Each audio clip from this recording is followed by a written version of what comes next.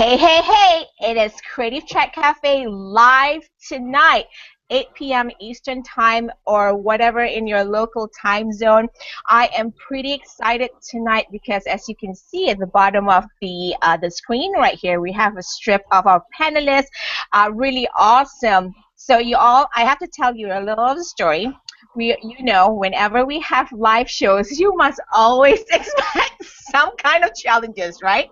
So as you see in our promotion, marketing, thanks, Julie. So as you see in our marketing of the show, we actually are supposed to have a guest on the show who actually happens to be our Facebook contest winner, Dawn Harden.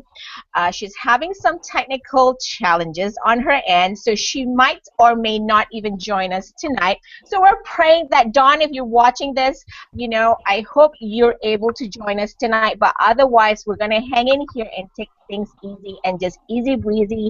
And we're trying to not hyperventilate. Let's put it that way. So welcome, everybody. Welcome to Creative Chat Cafe, the live show. And tonight, thank you. Yay! We have a great panel here tonight. I'm very excited because the topic is always close and dear to my heart. I am Zaf Zen, your host for the show, and if you're brand new and you don't know what the show is all about, we're all about helping you get guidance, inspiration, and results in marketing, business development, and leadership needs. And tonight, as you can see, we actually have a 60-minute show instead of a regular weekly 30 minutes, which we usually air them on Wednesdays, 12 p.m. Eastern Standard Time. But tonight, in case you're watching and you're brand new to the show, we do have a hashtag for the show. And if you're looking at the screen right now, I just changed the hashtag Creative Chat Cafe. You can always Google us, and you will actually find all the previous shows and where to watch, Creative Chat Cafe. And then I want to take this. Thank you. I want to take this opportunity to welcome all my panelists. Today, you've seen my regular co-host, Super Julie Braun, and then we have Stephen Boughton, and then we have a team member, a SOAR team member, whom you've never seen before. But this is her first show, so be kind to her because she's going to take your questions tonight. Welcome, Maria. And let's think about, someone muted in this show in the bottom of the strip. She's doing the behind-the-scenes stuff for us. She's also looking out for your questions on our website, on Twitter, on Google Plus, and Facebook. So send us your questions. You can start sending your questions now, and hopefully we'll get to your questions during the show. Julie, let's get started. Let's get a simple introduction so our guests and our audience will know who we are. Why don't you start it off? Sure thing. So I'm Super Julie Braun. And I'm what's that? I said welcome. Thank you. Thank you. And I'm the founder of superinterns.com, and what we do is we specialize in connecting businesses and for-purpose organizations with interns, and we bring them together so that they can help each other grow and flourish. And then I guess we have Stephen. So Stephen, can you introduce yourself? Yeah, everyone. Woohoo! I'm Steve Boughton, and I'm the owner of Great Turning Advisors, and we provide professional business consulting services to small businesses, nonprofits, and startup companies. My particular passion is in social enterprises, and our goal is to create a more sustainable economy by offering these affordable services to these companies. Yay! And last but not least, we have our Team SOAR member here, Maria. Maria, go ahead. I am the digital content coordinator over at Entrepreneurs at SOAR, and I am in my senior year of International Business and Marketing degree studies at the University of North Carolina in Wilmington. So. Woohoo! So folks, as you all know, tonight we have a 60-minute show. So if you are watching either on our website, Google Plus, Facebook, Facebook, YouTube, Twitter. Send us your questions. We have our team members who are looking up for your questions. To make it really easy, just go to our website, watch the video there, watch the show there. At the bottom of the page, there's a comment box where you can send your questions. The topic today is very, very interesting. Actually, Dawn Harden, the winner of our Facebook contest, got the chance to pick this topic, and she picked leadership inspires thought leaders. I know leadership is a great big topic, but I enjoy talking about leadership because whether it's in business or in life, we somehow or at some point of time in our lives, right, Julie, we kind of have a little bit of roles throughout our life, leading something, someone, a group, and all that stuff. Soccer coach, PTAs, even our own siblings. We all have natural, leadership skills that are, I think, in us, but it depends on whether they are sharpened or not. So today, Julie, let me ask you this. We're talking about thought leadership. What's your definition of a thought leader, or how would you define thought leadership? I think a thought leader is someone who's an expert in their field, and they're pretty well respected by others, even by their own competition. People seek them out. They want to know their opinion, and very often thought leaders have different ideas than what the status quo has. I also think that thought leaders definitely have to have a social connection, because we live in a social media society. They have to be connected somehow. I love Richard Branson, so when I think of him, he's very well connected. He's one of the influencers on LinkedIn, and I think there's that connection with an audience and with the group of people that's really important. They're also natural-born communicators. So these people have a way of telling a story that is compelling. They have people really buy into their thought process, and they're just very natural, and it's easy for them to explain whatever their thought is. And then finally, I think they have to have a lot of passion, because a real thought leader has that bling bling in their eyes.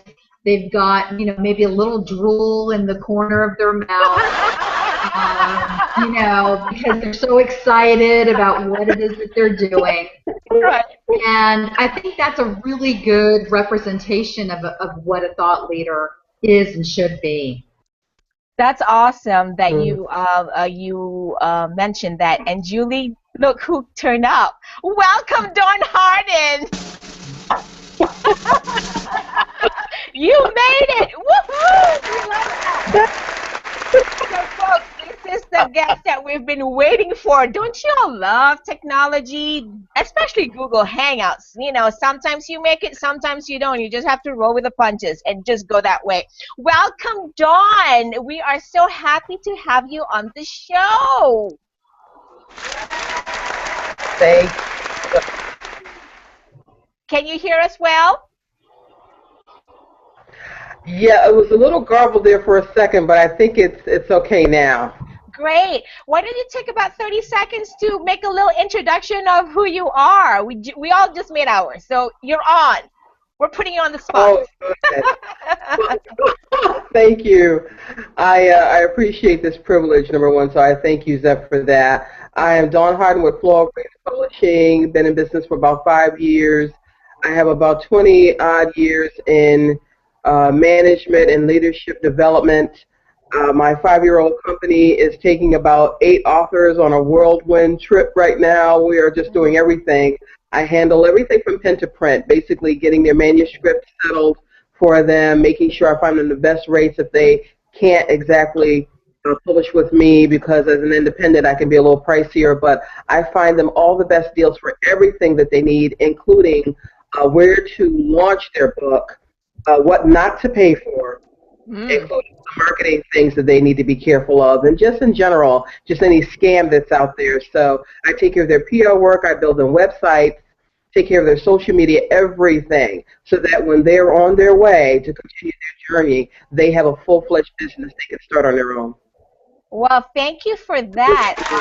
Our folks out there will surely get connected with you. And before we go, everyone will be sharing their information, folks. So don't be worried that we're, not going into detail of how to get in touch with us.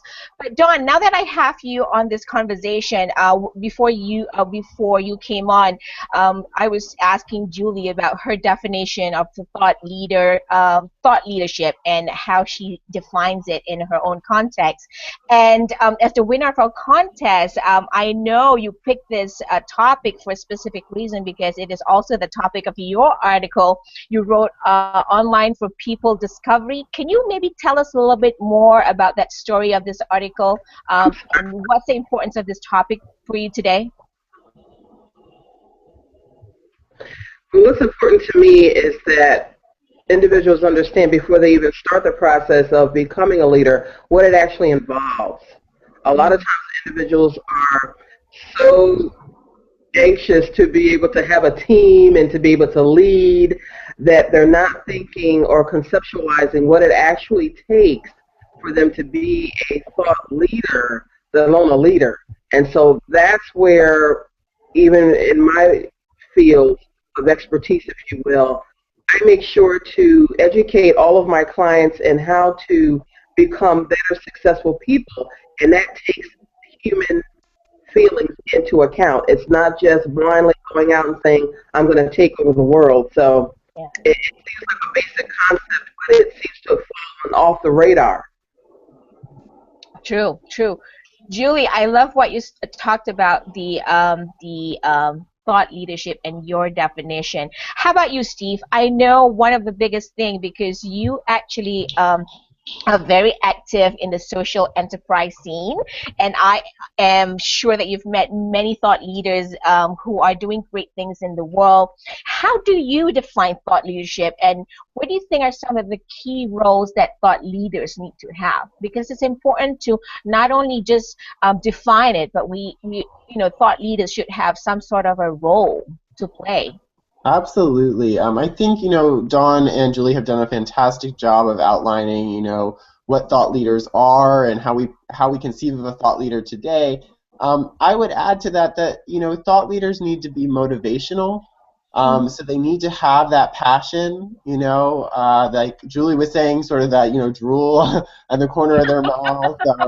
But they really need to have that drive, and it's got to be contagious, and then they've got to have credibility. And credibility can be so many things, but in the marketplace today, nothing speaks to credibility more than, your experiences. Where have you been? What have you done? What have you seen that maybe other people haven't? What are you putting together in your mind? And then they have to be available, and by that I mean they have to have a public presence. They have to have a means in which they're communicating with their audience, and where their audience can communicate back with them. I see thought leaders as it's like a dialogue. They hold this very unique position in society where they're kind of like the shapers of collective human values. They guide people to what they want or what they need, and help reveal new markets. We always say, oh, well, if you want to go into business, you can carve out your own little slice of the market. Well, thought leaders aren't doing that. Thought leaders are literally discovering new markets. And I think that's what makes them very unique. It's what makes them different. And it's why they need to have all of these collective things, and really want to get out there and change the world. I love what you said about thought leaders go out and discover things. Not all leaders do that. Yeah. Right, Julie? Your thoughts there, Julie? Yeah, so, the thing that really rings home for me, Stephen, that you said is about that they are creating new markets. And I think what a really amazing thought leader is fascinating. They are discovering new things, as you put it. And I also think, in that motivational arena, they're also accessible. They're down to earth. You can understand. You can relate to them. And that's why you kind of you can look at them and say, you know, I want to be like them. I want to emulate them. They potentially would be a mentor if I had their phone number. Or I would be a stalker. I love that. I love that.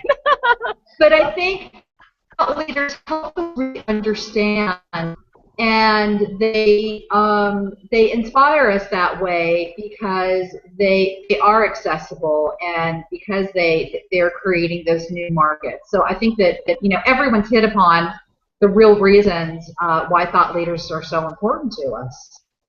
Yeah. I have another comment to add of why they're so important. They also can help generate a lot of word of mouth. So Yeah. for marketers, they can help us do our jobs. If you can find a good thought leader that can be on your side and help promote products that you're offering or something else for your business, and they talk about it because of their knowledge on the subject, then they can help you generate some more audience and spread that knowledge to other people, because the people will find that it's coming from someone that they trust and are inspired by and want to emulate their actions and purchases and things like that. So it will help them. Coaching. Yeah. Your business easier, and you don't have to do the work for it. Yeah, you're spot on. You're actually very spot on because just like what you mentioned earlier, Julie, with Richard Branson, he's discovering markets. He's engaging. As a thought leader, he's engaging and he's getting more responses, and that's the beauty of a thought leader. They don't just go one way. They're very open and they're very engaging. They have a two-way communication basically with their audience. Maria, Definitely. do you have any specific questions? Maybe you have any for anybody on the panel that you want to ask? Right now? Yeah. Okay. Not yet? No, I can ask Dawn, in your opinion, how important is inspiration in leadership, and who is the source of your own inspiration, and why this person? Dawn, you there? Yeah. Can you hear us, Dawn? Well, inspiration is very important. Can you hear us? Yeah, I'm here. Okay. Can you hear me? You're a Okay. little garbled up. It's very. Can you still hear us?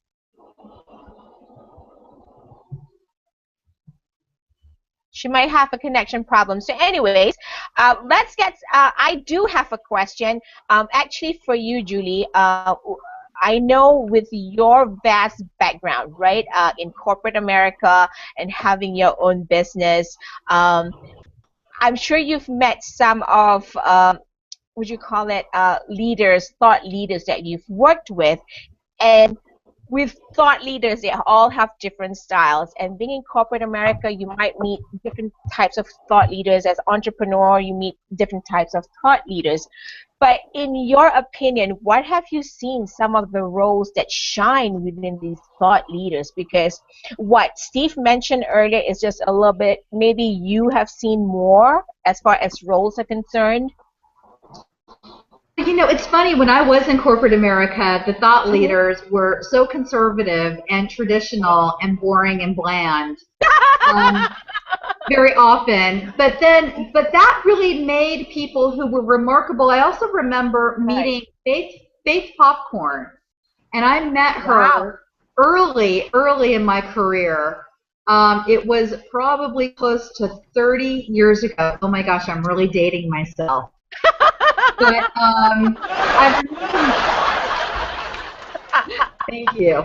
I remember meeting her, and I met her in corporate America, and I remember thinking to myself, this woman is remarkable, and she is going to change the world. And I think she was one of the first people of this more, you know, getting closer to the year 2000, that she really was the person who coined certain phrases and certain lifestyle movements, and you know, just very, very inspirational. Now, as an entrepreneur, I think we probably look for more renegades. Yeah. So when we think of a thought leader, I always go right to Daniel Pink. He is one of my favorite thought leaders. He wrote a book called Drive that was really based upon the understanding of the difference between motivation and inspiration.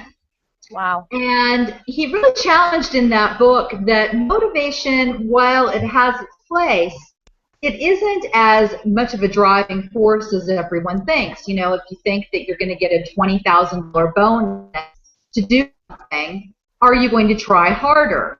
Right. And most people would say yes. Mm-hmm. But the studies that he did showed that actually people did not try harder when there's monetary bonus involved. When people tried harder is when they were inspired to do that. When there was a higher calling. I have to give a dog for that, because that's almost like a wake-up call. People don't realize it. Mm-hmm. Yeah. And one of the things that Steve said that really hit home with me when he talks about, the social effect. When we think of philanthropic reasons, or even in our own businesses, what's our greater purpose? Why do we do what we do? What is our compelling reason? When we can tell and explain to other people what this is, now we've really hit upon that inspiration. And people are going to want to work with us, and people are going to want to be our clients, and people are going to follow us when we have that kind of understanding. And I think Daniel Pink did a great job in his book, Drive, and I would highly recommend it to everybody. If you haven't read it, it is fascinating. Awesome. So going back, so I see Don's back here. Woohoo! Yeah, folks, don't worry about Google Hangouts when we go live. This is always, you must expect it, but it's all cool. She's back with us. So Dawn, to continue with your answer earlier about what Maria had asked you, who inspires you? It's actually a collective group of friends that I have, because I've spent over 20 years in corporate, and I just found that they had a drive, but they really didn't have an intent as far as human beings were concerned. It was get to your next project, get done with it. And there's an aspect about that that is real, but then the real world part of that is having friends that keep you grounded, that are all over the map as far as corporate jobs or working for themselves in other areas. And when you bring all that energy together, you start to realize, individuals don't need to follow you out of fear. They need to follow you out of respect, out of something that they see you're doing that's a motivating factor for them to want to keep going. I have to give you a clap. That is so true. Very true. Yes, I have friends. Go ahead, Julie. I'm sorry. Well, I was just wondering. So these are people who inspire you, and are they people that you're connected with even today? Are you, is this like a collective? So I guess when we think of thought leaders, they don't necessarily have to be someone who wrote a book. They don't necessarily have to be somebody who's on YouTube every week. They can be somebody within your life, and they can be a thought leader, and they can help you grow and flourish. So, Dawn, are these people that you're still involved with? Yes, in fact, from one of my very first jobs at Mainland Journal in Pleasantville, New Jersey, I am still connected to those individuals. And I ran that office, and they allowed me to do so for a period of time, and I was completely humbled by that. But again, that human component was there. It wasn't coming in as the first person to come in and push the button on the coffee maker. It wasn't the person who put the ads together just instantly because they had 20 years of experience. It was how they treated the interaction. And I find that especially important where sometimes it can just feel like the four walls. And unless you have that social component outside with networking and talking with contractors that you work with and others in your field, it can be a little daunting because you feel like robot here. Got it. Indeed. And I truly believe Oh, we lost her again. that. Oh, she's there. Did you did you hear? Did you get that last point? Because you're a little bit garbled out. Can you just say that last line, Dawn? Because I think we missed you on that last line.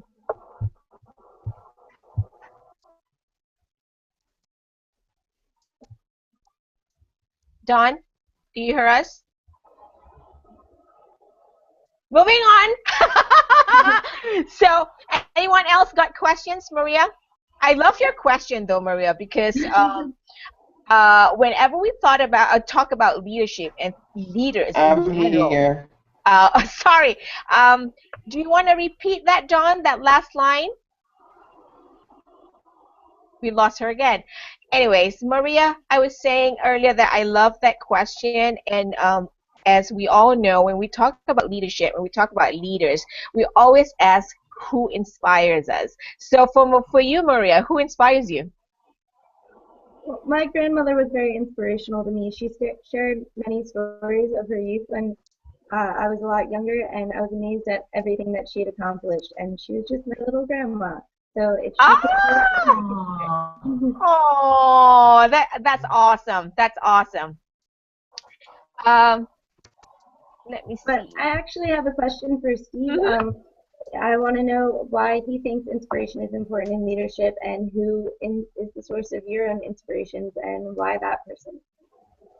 Well, thanks for the question, Maria. I think, inspiration is essential because thought leaders, they're not always paid up front for this leap of faith that they take with their ideas, right?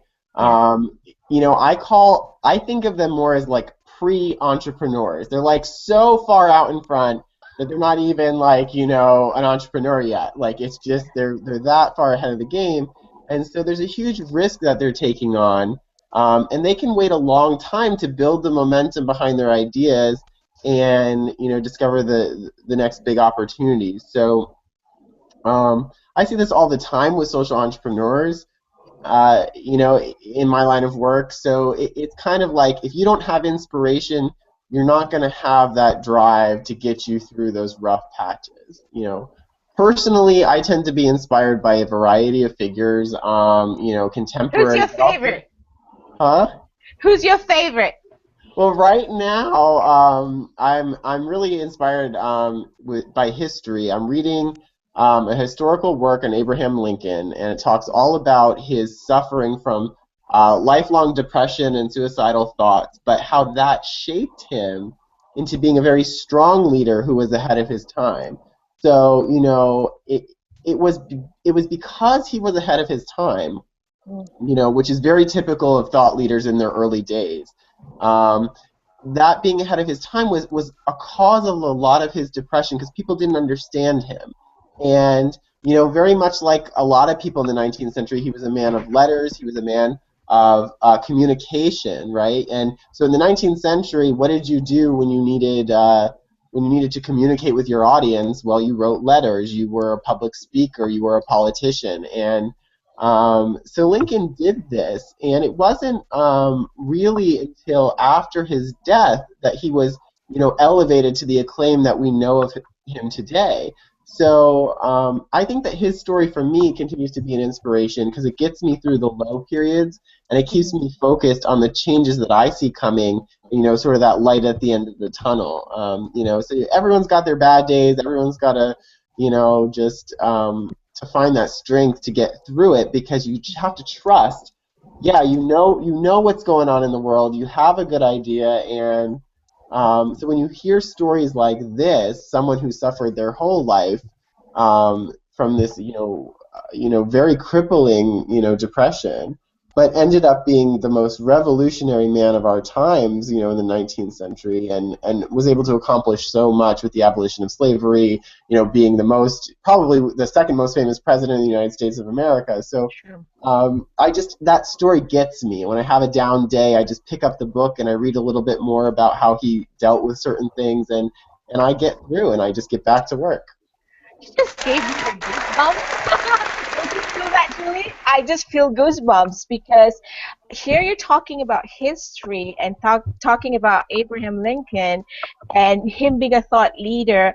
I just came back from a trip from Washington D.C. and I had like a business slash pleasure kind of trip, but I had went to Colonial Williamsburg, so I can kind of relate to what you just mentioned, Steve, because just being at Colonial Williamsburg, even though for the younger generation, they may not really appreciate it, but for me, I'm starting to appreciate it a little bit more. Just being there, just among them, it brings you back to history, and you start thinking of all the leaders because we were one of the enactments was. The Declaration of Independence, and here I am sitting in front of the courthouse steps with my camera recording the Declaration of Independence and taking it all in. And I'm wondering, wow, those leaders at those times, there must be some great thought leaders that kind of moved this towards the independence, and what it took for these leaders to communicate and make it happen. So I can really relate to the historical part of what you just mentioned, and I'm having goosebumps. How about you, Julie? Yeah, one of the things. Well, one of the things that strikes me about both of what you've said is that and Steve especially, the fact that thought leaders don't know they're thought leaders. Initially, they do go through really tough times, and they doubt themselves, and they think, oh my gosh, am I the biggest idiot in the world? And very often they're not, and they can be discovered much later. And I think that so often people don't rise to the occasion because they're doing it out of fear, and they're coming from a place of, well, I'm not successful. But we don't know what's going to be successful, after we're long gone, or even maybe 20 years from now, or even 10 minutes from now. We don't know if we're going to be successful or not. But still, a thought leader will still trudge through. They will still do whatever it is they are meant to do. It's like they are held to a higher purpose and a higher power. And I think that's what can really make them remarkable. Thought leaders have grit. They have grit. Absolutely. They do have grit. Yeah. Julie, what about you? I know you mentioned earlier Daniel Pink. You liked him because he's funny and quite original in his thinking. Are there any mentors that in your life, in your journey in life, that you've looked up to as your inspiration, as someone as you really think that is a thought leader?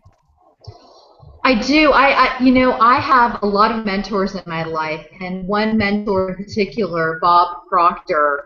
I listen to him all the time, and I listen to his stories. And one story that he tells me quite often is a story of about 50 or 60 years ago.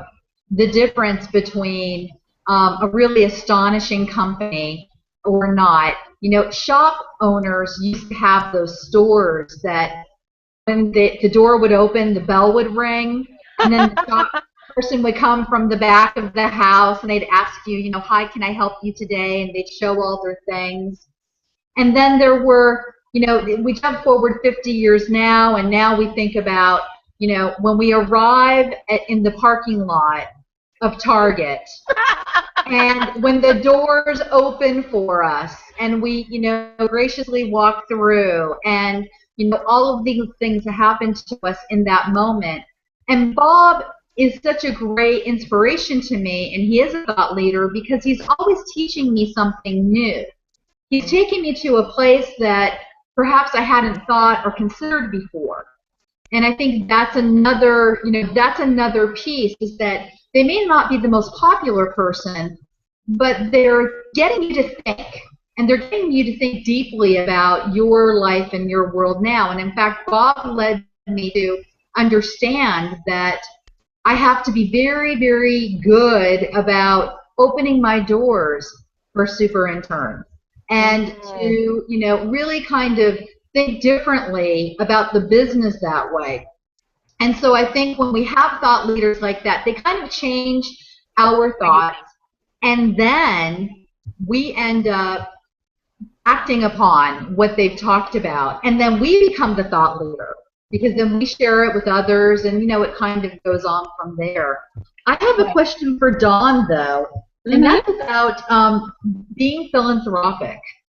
And Dawn, the reason why I wanted to ask you this question is because I spent a little time on your site, and there's a philanthropic vibe that I'm getting from what it is that you do. Can you share a little bit about how philanthropic behavior actions are also coincide with thought leaders? Yes, I can, because I know that that is a really good component to have as a thought leader for several reasons. One, it means that you're thinking outside of your own natural resources to help someone else. Secondly, once that person is helped and inspired by what you've done with them, they will move forward and help someone else. And I've seen that come to fruition within hearing cultures and deaf cultures, because I am also an ASL interpreter. So one of the things that makes me happy is when someone can benefit directly, and it's not a scam, you've done your research, you're actually helping someone. Yeah. That touches my heart, because I remember how I was helped. And it wasn't necessarily monetarily in the beginning. It could have been that I just extended a hand for someone to say, come on onto my site, and I'll use you, blog on my site, something like that. Philanthropy, I can speak today. Being philanthropic is not always, in my mind, always about just the money. It's what you're doing in excess of that. And I always use this analogy. You can have children with wealthy parents who can give them everything. But at the end of the day, if they're not there with them to love them and cherish them and show their value, the money doesn't mean that much at the end of the day. And that means so much to me within both cultures. It makes me emotional. That's really now, Zeph, you also are very philanthropic, and for as long as I know you always have been. Could you share with everybody a little bit about that and how that plays into being a good thought leader? Funny you asked that, because I was just thinking exactly about the thought leader who taught me that quality. So there's a famous economist by the name of Paul Zane Pilzer, and I, in the past years when I created my website, I often quote this gentleman.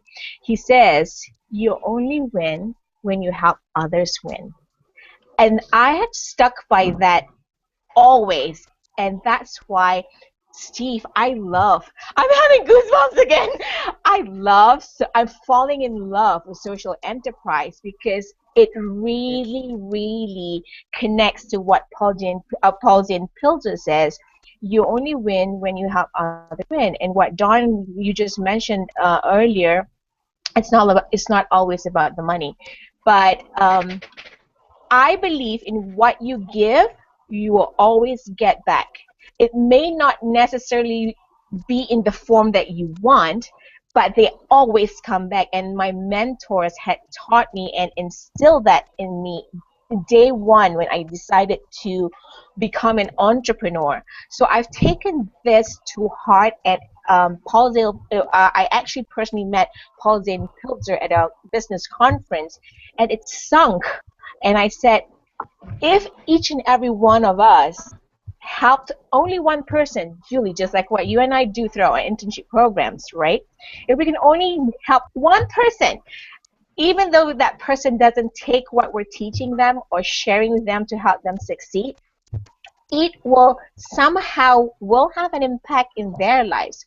And you never know how you are going to be rewarded. So I've taken upon faith in myself, in the way I do business and live my life, by what Paul Zane Pilzer said, you only will win if you help others win. So thank you.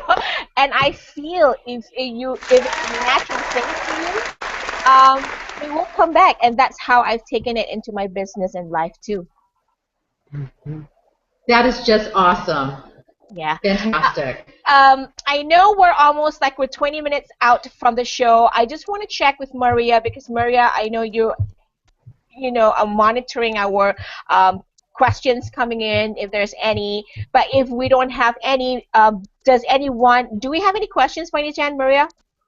Oh, we haven't been getting any in so far, so Okay. any questions? Maybe we can open to anyone who have questions that you want to ask any of our panelists. Does anybody have a question? I do, actually. I have a question for Dawn.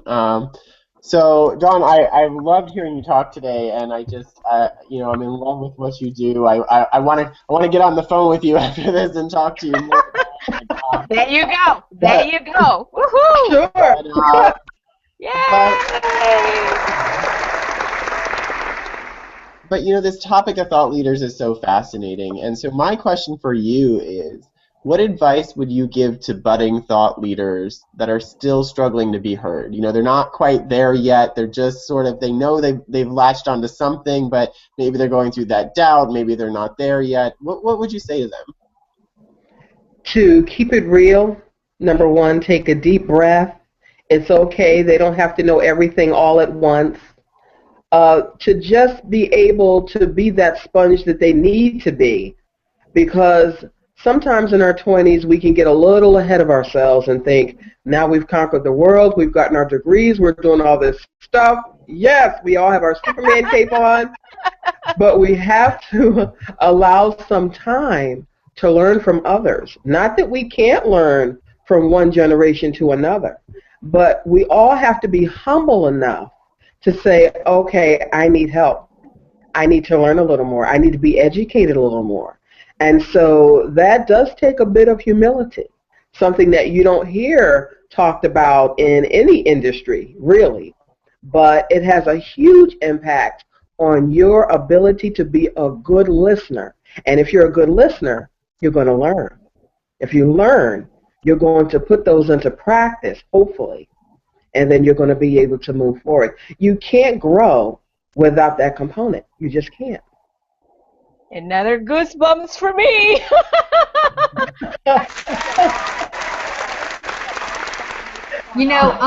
Dawn, what you just said reminds me of Zeph. You've mentioned Oprah before. We've talked about her before. Can you talk a little bit about her being an inspirational thought leader to you and what has meant for you? Okay. Thank you for asking that, because I actually found this book as I was, when it's meant to be, folks, it's just meant to be.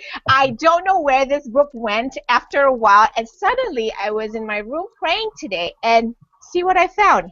And this is actually her quote. Thank you. This is actually her quote that I live by. It says, live your best life. And that's how one of the reasons when I started Entrepreneurs at SOAR, I kind of used that inspiration.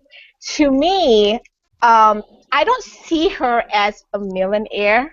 I see her as a woman who has all the resources that she has, and she's actually maximizing and utilizing her resources to better the world, to make other people succeed. Julie, you taught me this also, which is in what we do with our internship programs. We teach the next generation or the talents how to fish. Not just give them one fish and they'll survive for one day, but we teach them how to fish so that they'll have the skill sets. One of the reasons why Oprah has become such an inspiration to me is because she does this on a day-to-day basis. She uses all her resources, not only to just give you a fish, but she teaches you to fish. And I've taken on that to heart. And I feel many people, she's Oprah, everybody wants to be Oprah, but I really do not look at her as the multi-million-dollar woman. I see her work more, her value more, what she contributes to society versus the money part. Yeah, she has the money, that's all fine and dandy, it's all beautiful, but we all know the money can also be evil if you don't use it right. So she has maximized and utilized her resources to do good, and I just love that about her. And she always pays it forward. also giving me goosebumps.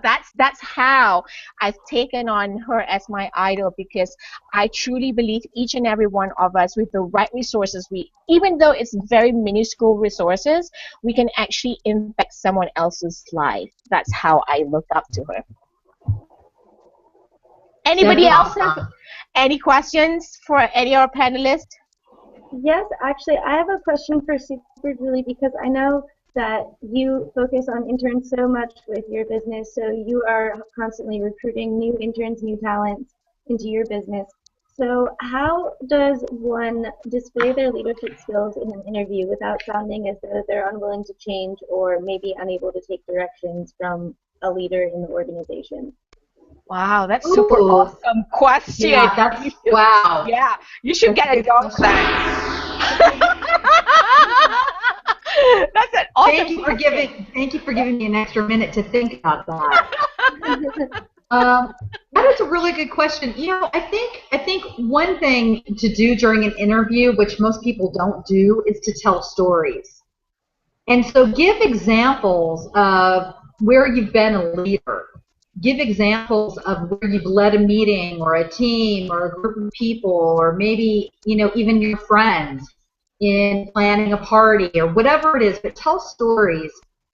And I also think another way to really display your confidence, which a big part of leadership is having confidence and being able to put yourself out there, is when you are in an interview situation, tell people exactly what you want. When you're able to say, I want this job, and now I want to know, what do I need to do next to get it? They're going to look at you with a very different, view. They're going to really say, like, wow, I've never asked that question before. Most people are, you know, like, well, thank you so much for meeting me today. Bye. And that's not what will really land you the job. What will really land you the job is to state, what do you want, and to just be honest and open and forthright and excited, and they will see that you are different. And when people see that you're different, when they see that you're courageous, and when they see that you are unique, then they will know that you are a leader. So that's my advice. I hope that's helpful. Did I answer your question? Yay! That's awesome. That's a powerful question. You went in there for a little bit. Oh my God. Actually, I have another question. I know that with Dawn, since you have to work with all areas of publishing, you also work with social media. How do thought leaders use social media, like to get their message across, or That's a great question. That's a great question. Yeah, I engage my audience with real stories, something that touches the heart. I also like to show that there is light at the end of the tunnel.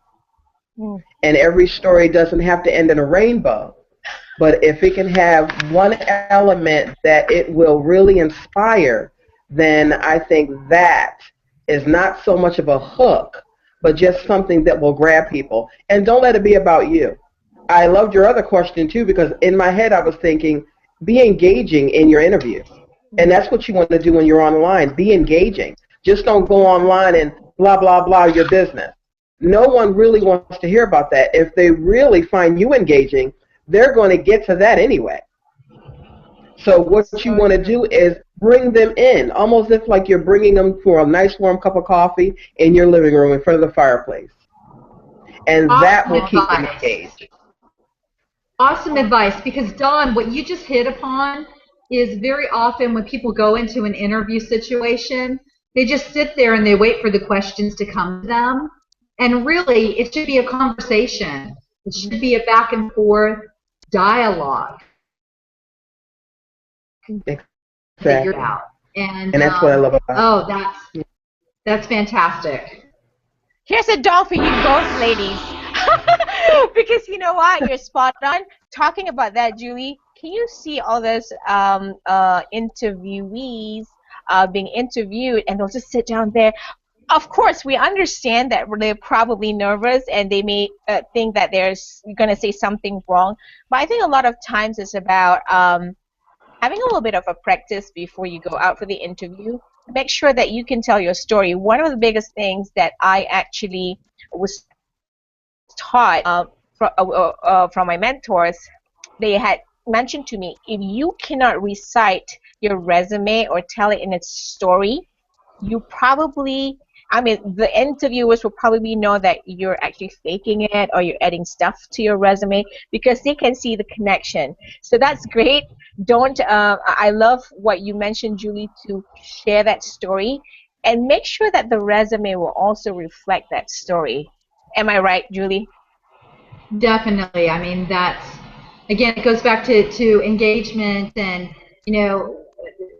kind of riffing off of each other. Today is a great example. Stephen says something that makes me think of something that we have all these different perspectives to share.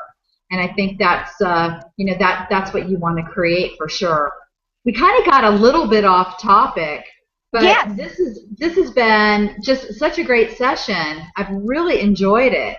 Yes. Kudos to everybody. Thank you so much.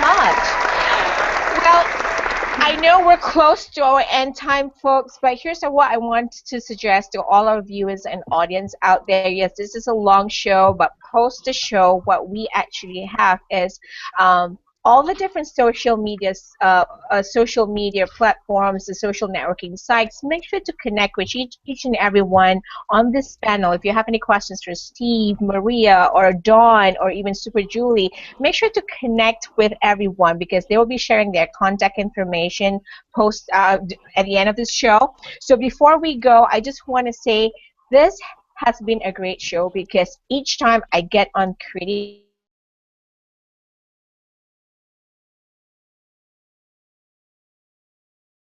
Chat Cafe, the best ways to share ideas, share content, and collaborate on our experience and knowledge.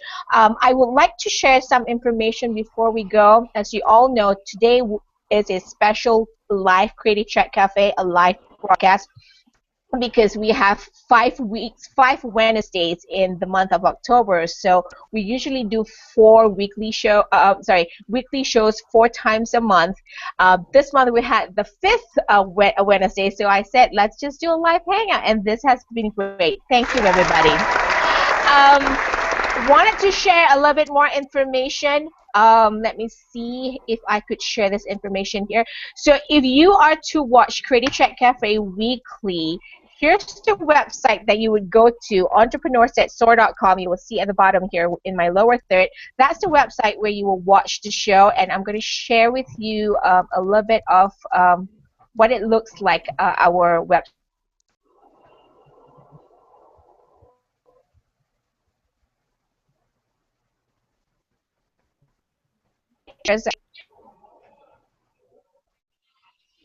You can catch up. I might have a little bit of a tech challenge here, but anyways, there you go. You can scroll down. This is blog. It takes the form of a blog page, and you can just scroll down and look for the previous shows, previous topics, and you can also go to our YouTube channel, Entrepreneurs That Soar. There is a list right down here. It says Creative Chat Cafe 2014. You can see all the previous shows right here.